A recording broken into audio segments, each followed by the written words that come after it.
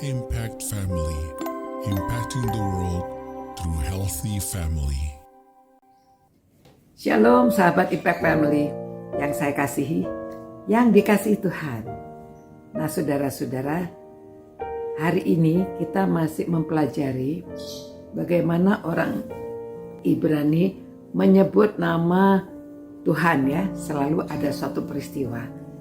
Jadi pada suatu peristiwa yang terjadi di antara Hagar dan Ismail ya.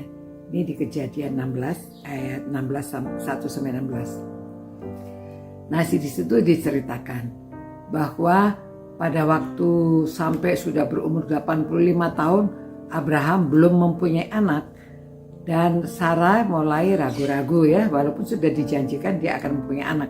Tapi kok sampai lama begini? Tetap dia belum punya anak. Jadi dia pikir, oh barangkali tidak melalui saya lah, ini mungkin anaknya lahir melalui perempuan yang lain. Tapi anaknya Abraham, anaknya Abram. Lalu dia memberikan hambanya yang bernama Hagar, orang Mesir. Diberikan kepada Abraham, ya sudah kamu ambil saja dia sebagai istrimu. Siapa tahu dari dia nanti mempunyai anak. Dan biasanya orang zaman itu kalau anak hambanya itu boleh diaku sebagai anaknya. Jadi dia lakukan demikian. Ya Abraham ya mau saja dikasih istri lagi ya. Dan dia mungkin juga sudah menjadi hamba kepercayaannya. Dikasih istri lagi, akhirnya mengandunglah. Dan pada waktu dia sedang mengandung, dia sudah mulai memandang rendah Sarai ya, ibu Sarai. Jadi mungkin entah mengejek atau bagaimana. Jadi akhirnya Sarai ini sakit hati ya. Dia sakit hati. Aduh ini orang wah kurang ajar nih ya, dia merendahkan saya. Lalu dia bilang sama Abram ya, waktu itu masih Abram. Sudahlah usir aja dia. Saya nggak tahan. Dia selalu mengejek saya gitu. Lalu Abraham bilang, ya terserah kamu lah. Ini kan kamu yang, ya sebenarnya kamu juga yang mau ya. Kok sekarang kamu juga yang ngarah gimana? Tapi karena ditekan terus, Hagar ini tidak tahan. Dia tidak tahan, dia lari. Sampai di padang gurun, mungkin dia menangis. Dia sendirian, lalu ada malaikat yang bertanya, Hagar kamu mau kemana? Saya lari, saya tidak tahan di bawah tindasan nyonyaku ya, di bawah tindasan Sarai. Saya mau lari saja. Tetapi malaikat bilang kamu jangan lari, kamu kembali ke junjunganmu ya. Gak apa-apa, kamu tahan saja walaupun ditekan. Nah akhirnya lalu malaikat itu memberitahu bahwa aku akan membuat sangat banyak keturunanmu sehingga tidak dapat dihitung karena banyaknya. Selanjutnya kata malaikat Tuhan kepadanya, engkau mengandung dan akan melahirkan seorang anak laki-laki dan akan menamai Ismail sebab Tuhan telah mendengar tentang penindasan atasmu. Seorang laki-laki yang lakunya seperti keledai liar. Demikianlah nanti anak itu, tangannya akan melawan tiap-tiap orang. Dan tangan tiap-tiap orang akan melawan dia. Dan di tempat kediamannya, ia akan menentang saudara-saudaranya. Kemudian Hagar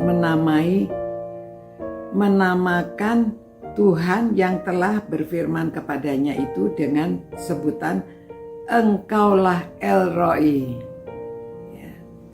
Sebab katanya bukankah di sini kulihat dia ya, dia huruf besar Tuhan yang telah melihat aku ya, jadi El Roi itu Allah yang melihat ya, bukankah Allah melihat aku.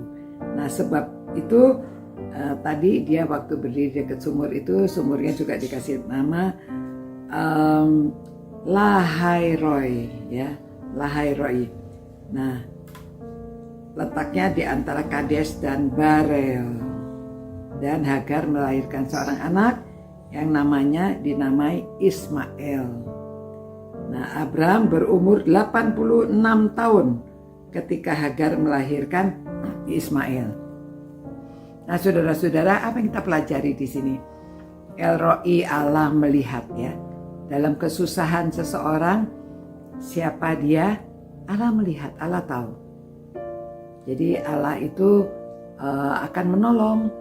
Ya memang kalau kita berseru kepadanya siapa saja ya. Jadi kita lihat ya di sini ya. Ini walaupun Hagar sekalipun dia orang Mesir, tetapi kan dalam kesusahan Tuhan juga menolong dia. Jadi saudara-saudara, yang kedua kita juga belajar jadi ibu itu jangan ceroboh. Nah, Sarai dia ceroboh, dia memberikan hambanya sebagai istri, akhirnya dia juga sakit hati ya. Itulah sebabnya jangan kita mendahului Tuhan, karena ya sama Tuhan tetap ya sudah mendahului yang sudah terjadi.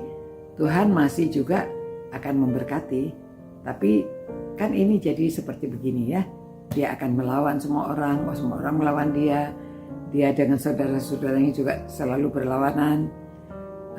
Jadi saudara-saudara, kalau kita saat ini karena kita sudah ada Tuhan Yesus, kita sudah ditebus dan diajarkan tentang mengasihi Tuhan dan mengasihi sesama seperti mengasihi diri kita. Itu sebabnya bertemu orang turunan Ismail ataupun turunan Ishak, ya anak perjanjian itu Ishak yang lahir dari Sarah, kita tetap bersaudara.